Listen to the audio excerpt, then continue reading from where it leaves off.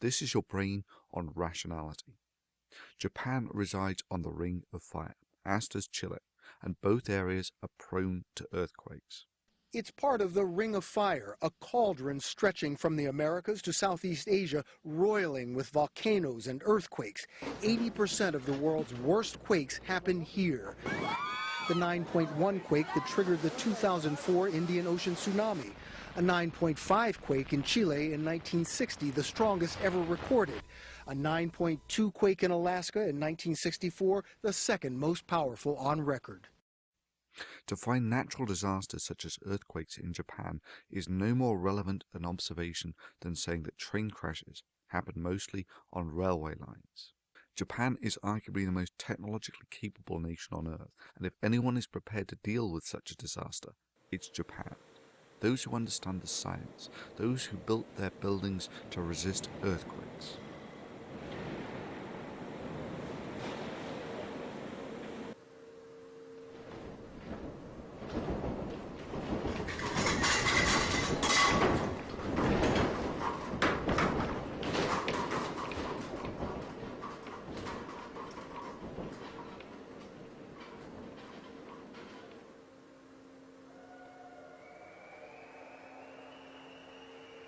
Those who have the tsunami warnings.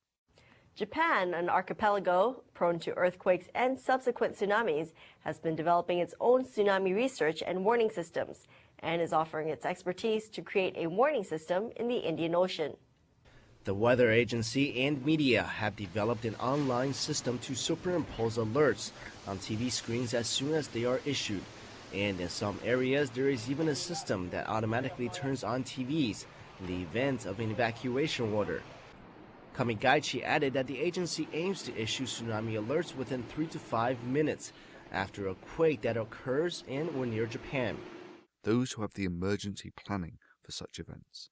To determine that technology is a critical factor in reducing death tolls like this, compare this natural disaster to the Banda Aceh tsunami, where the majority of the previous technologies had not been implemented. Technology matters. That was your brain on rationality. This is your brain on religion. You simply cannot behave this way without religion. God is such an amazing God. He is so good and so loving, and it's amazing to see how fast God answers prayer sometimes. On Wednesday, at the start of Lent, believers all over the world came together, and we have been praying specifically for God to open the eyes of atheists all over the world. Literally in every corner, in every direction, any place that there is an atheist, we've been praying for God to open their eyes and to see that there really is a God, that He does exist, that He loves them, and that He is the God of the Bible, that the Bible is true. And just a few days, not even a few days later, God shook the country of Japan.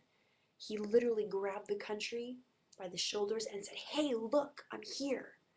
Oh, it's just so amazing to see how God can just answer prayers like this. And I am just so overjoyed and so encouraged for the rest of this lentil season. I'm going to be praying even harder than I have ever before. And I mean, with just one day of prayer, with 2 days of prayer, to see God literally waking people up and saying, "You are going to hell," just imagine what will happen at the end of the 40 days.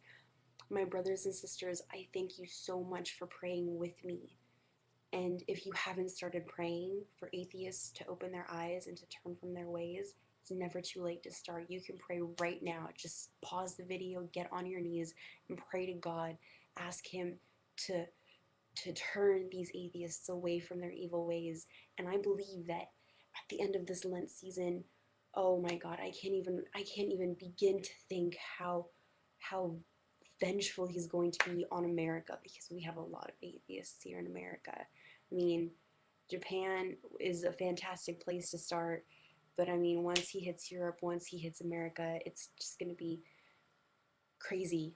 It's going to be insane. And people, you better be ready, because by the time Easter comes, every person will know that God is real. The Bible says that on that day, every knee shall bow and every tongue confess that Jesus Christ is Lord. God, I thank you so much. I thank you for your amazing love, for your ability to answer prayers so fast. God, you are such an amazing, awesome God. I love you so much. I am just so encouraged. I, uh, I just want to pray all day long.